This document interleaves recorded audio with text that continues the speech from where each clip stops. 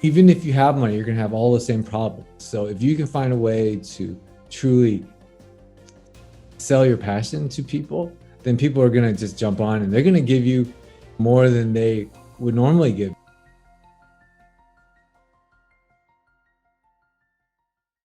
Our guest for this episode is Evan Jackson Leong, a director and cinematographer with more than 2 decades of experience in the film industry.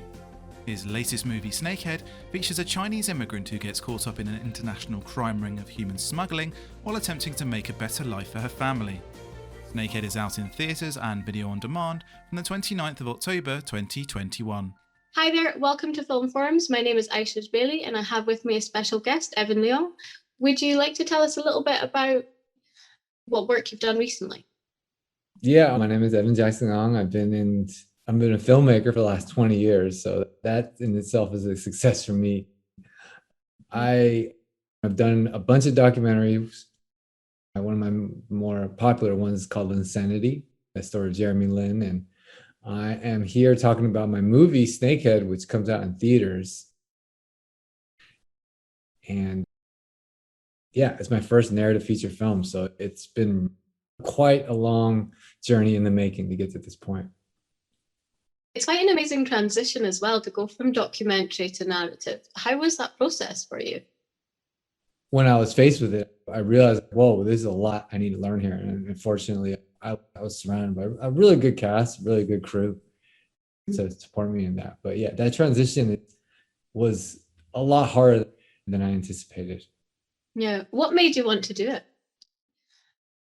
We all want to make feature films, right? I think that's all, the dream we grew up as kids. And even if you don't become a filmmaker, when you're little, there's the dream of making a movie one day. And when I got in this business 20 years ago, I was around my mentor at the time was Justin Lin. I saw him go from making a little narrative feature film to becoming one of the biggest directors in Hollywood. And it looked like it was possible for me. And yeah, I think the pie in the sky has always been narrative feature film, right? That's always been the dream to do. And it took me a while, but I finally got it done. So what would you say were the 3 biggest things that you learned that were different for you in narrative filmmaking? The art of narrative storytelling, right, is very different in a sense where documentary storytelling, filmmaking, it's everything you shoot, everything you put on in the edit is truth, right? And in narrative storytelling, everything you show on screen, you're creating truth, you're creating a reality. And so that was one of the biggest hurdles I had to really understand. Like everything you put on the screen, your audience is not necessarily going to buy into because it's a different process. I learned as a director on an indie film, you really need to be sort of a general, a team leader, that coach that is tough, but also, willing to die for what you're doing. And when people see that, people embrace that, they get really excited. And the third thing I would say is embracing my failures.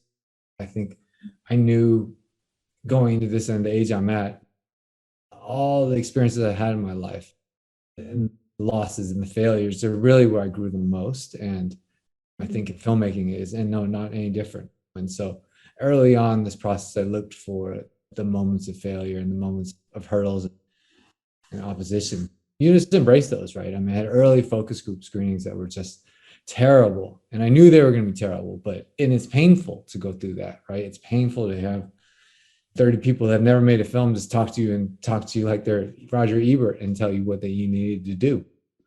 I think it's important. It's important to go through that, and it's important to face those, because if you make a good film, they can't say anything. But if you make a bad one, you're going to learn from it. And I went through a lot of that process of trying to make it good. That's fantastic to hear. And it's funny that you bring that up, because I'm actually consulting with a small production group of, well, they're graduates now, they're not students anymore, but I was telling them to arrange a focus group because it's the best way to really get that feedback without it just being your friend saying, oh yeah, it's fantastic, and then you learn nothing. This is so important, right? Because we're afraid to do it, right? We just want to get it done. That's such a painful process to have other people see your work when it's unfinished.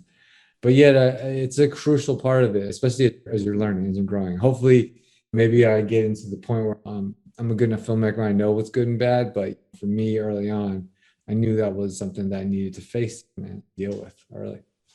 Yeah. You spoke a little bit before we went on air about low budget filmmaking. What methods did you use to stretch your budget?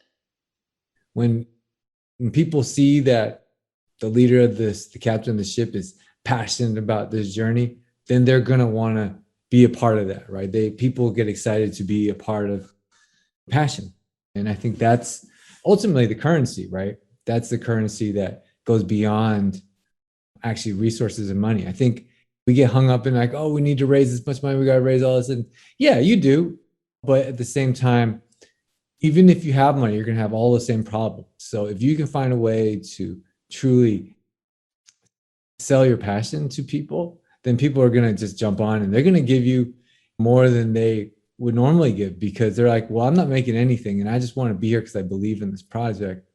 Then you get them on board, and then the sky's the limit. The human potential is incredible at that point.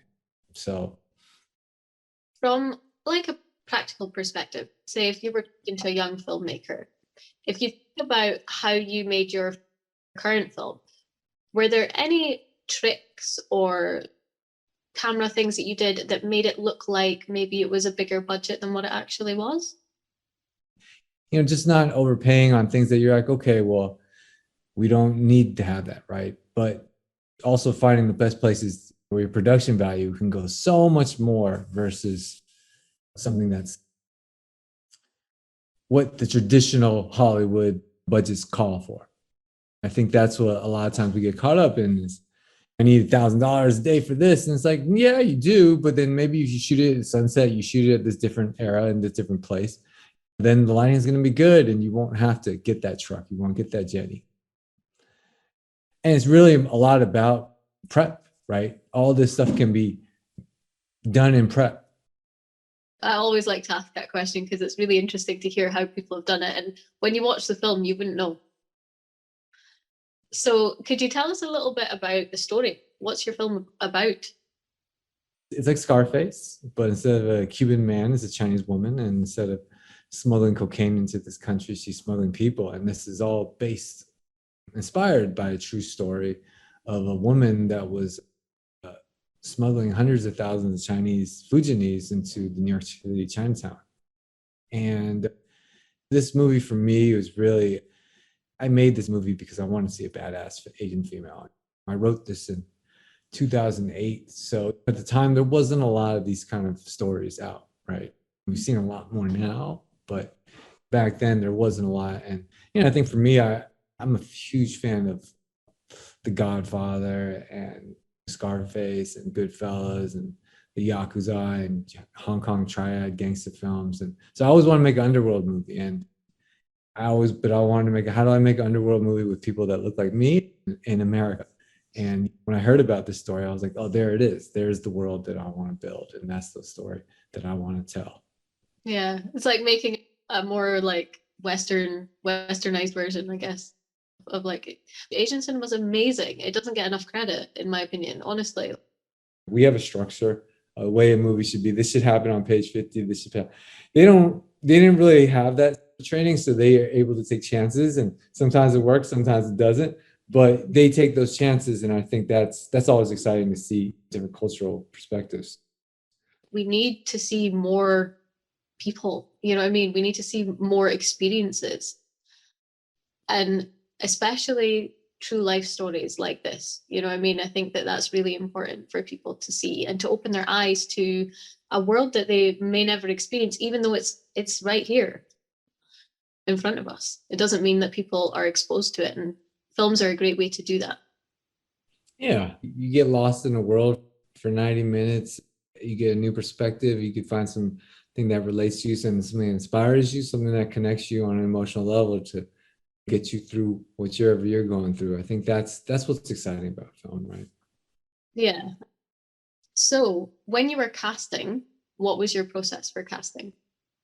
We did an open casting call for the main lead, Sister C, but The rest of the cast, we just kind of sought out ourselves, right? We didn't go to the casting agency. We don't have the money, really, to be honest. Nothing wrong with casting. I would love to have casting agents, but it's just it costs money, right? And so you don't really have the we had a lot of time. So, using that time to look for more is basically where you're cutting the costs from a casting agent. And ultimately, we were able to find great actors in our own community and local in New York to actually shoot this. What were you looking for in your lead character when you were casting her? I wanted someone that embraced confidence, right? Embraced and imbued confidence. And yet at the same time, I wanted to be afraid of her, right? I wanted to fear her, but I wanted to be close to that. Almost like any alpha male in any gangster and underworld film, right? They're volatile and there's fear. Like you wouldn't want to meet that person, but you would want to watch what they do. And that's the kind of idea I wanted to explore with Sister C. So tell us, just in a few words, if you were to give a young filmmaker, or not even young, but a new filmmaker, any advice, what would it be? I would say work on the craft, right? As a director of a feature film for the first time now, I still am blown away by how much more I need to learn and how much I need to gain in terms of knowledge of this craft, right? Because I think a lot of times these young filmmakers, and even I was 23, I was like, I got a camera, I got actors, let's go, I can do this. But the craft, there's so much more depth and soul to it that you don't get to see till you experience life, right? So there's no rush. And I think the biggest advice that I give people is this is a marathon. If you choose this career, it's not an easy one, but if you love it that much, you'll stick to it and eventually you'll be successful because you'll figure your own way. But if they think you're gonna make your movie at 25, I mean, there's not that many directors in Hollywood that have made it at 25. And if they did, their follow-up was never that good.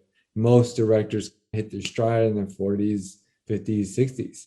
Some in the 30s, but I think there's something about the maturity of an artist, of a human being, that you get to reflect and understand how to tell the story on this narrative level from a certain age.